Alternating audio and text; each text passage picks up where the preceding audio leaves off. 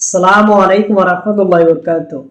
যারা বর্তমান সময়ে যারা সৌদি আরবের কি নতুন করে আর কি আসতে চাইতেছেন বা নতুন যারা আর কি আসছেন, দেখেন এই যে বর্তমান যে এই পরিস্থিতি 2023 সালের যে পরিস্থিতিটা, এই যে দেখেন হাজার হাজার আমাদের বাংলাদেশি প্রবাসী ভাইয়েরা কিন্তু তারা কিন্তু নিজের আত্মীয় স্বজন বা তাদের বন্ধু বান্ধব বা তাদের দালাল বা বিভিন্ন ধরনের আর কি এজেন্সিগুলো তাদের মাধ্যমে কিন্তু সৌদি আরবে আইসেন আজকে তারা কিন্তু ওই নিঃস্ব হয়ে গেছে। হাজার হাজার প্রবাসী তারা কিন্তু সৌদি আরবে আইসে না, তারা কিন্তু বেকার। তারা কি কাজ করব, কাজের কোনো ভাই ঠিক নেই, না আছে একামার ঠিক, না আছে মালিকের ঠিক, না খানার ব্যবস্থা। তাদের কিন্তু বিভিন্ন ধরনের কিন্তু সমস্যা। এই জন্য কিন্তু অনেক বাংলাদেশি ভাইরা তারা কিন্তু ফুটপাতের ব্যবসা, তারা কিন্তু এই ব্যবসাগুলো কিন্তু সাথে কিন্তু জড়িয়ে গেছে। আর এই ফুটপাতের ব্যবসা কিন্তু সৌদি আরবে কিন্তু এটা কিন্তু মারাত্মক কিন্তু একটা অপরাধ।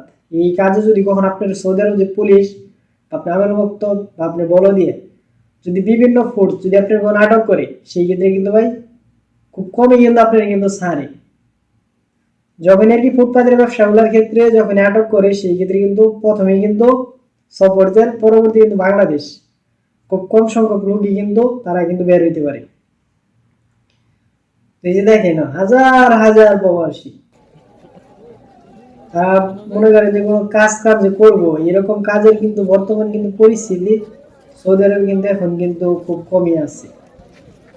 আর আমাদের বাংলাদেশে দিনে দেখা যায় যে প্রত্যেক দিন হাজার হাজার প্রবাসী বা বিভিন্ন আর কি ফেসবুক পেজ আছে, এগুলোর মধ্যে এখন বর্তমান কিন্তু তারা একটা সময় কিন্তু কি হতো যে প্রবাসীদের উপকারের জন্য কিন্তু ভিডিও করতো, আর এখন কিন্তু তারা কিন্তু ভিসা কিন্তু ব্যবসার সাথে কিন্তু জড়িয়ে গেছে। তারা কিন্তু এখন কিন্তু নতুন করে কিন্তু সৌদি আরবে কিন্তু আরো লোক কিন্তু আনতেছে।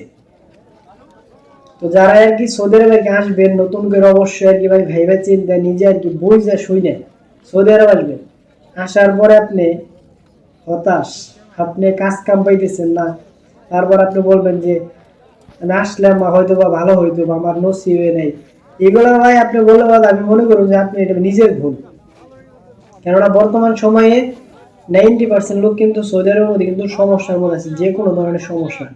কাজ করলে ভাই বেতন দেয় না, আকামা দেয় না, তারপর আপনার কাজও ভালো না, বিভিন্ন ধরনের সমস্যা আর কি আছে যারা সৌদি আরবে বর্তমানে আর কি বসবাস আর কি করতেছে।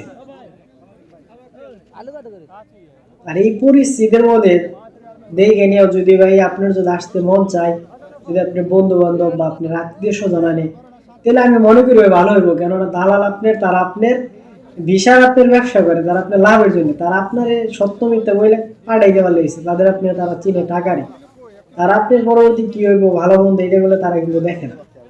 সেক্ষেত্রে অবশ্যই আর কি যারা আর কি নতুন করে আর কি ভাই সৌদি আরব আসবেন, অবশ্যই আর কি নিজের আর কি নিজের টাকা দেখবেন, অবশ্যই নিজে আর কি বুঝে শুনে দেখে শুনে কি ভিসার মধ্যে আসতেছেন, এগুলো আর কি বিবেচনা করে কি কাজ করবেন সৌদি আরবে, সম্পূর্ণ বিষয়গুলো আর কি আগে থেকে আর কি নিজের আর কি বুঝে শুনে আসবেন। আমি একটা প্রবাসী হিসেবে প্রত্যেকটা প্রবাসীর জন্য আর কি দোয়া করি, মহান আল্লাহ তাআলা প্রত্যেকটা প্রবাসীর ভাই সুস্থ এবং ভালো রাখুক। আর আমি যতগুলো কথা আর কি বললাম নিজের আর কি বাস্তবতা থেকে নিজে আর কি দেখে, যেটা শতভাগ সত্য আমি এটাই কিন্তু বলছি। তারপরে অনেকে একটু বলতে পারেন যে আপনি সৌদি আরব আছেন, আমরা আসছি যে আমি না করি কি জন্যে, আমি না করি না।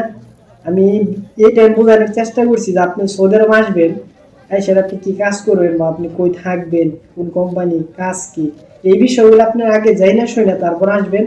কেননা বর্তমানে সৌদি আরবে আর কি বিভিন্ন ধরনের ভিসা ওঠে, যে ভিসাগুলোর মধ্যে আকামা হয় না, বাইরে অনেকে আছে তারা বিজিক বিষয় নিয়ে দেখা গেছে একটু সমস্যা কি সৃষ্টি করে।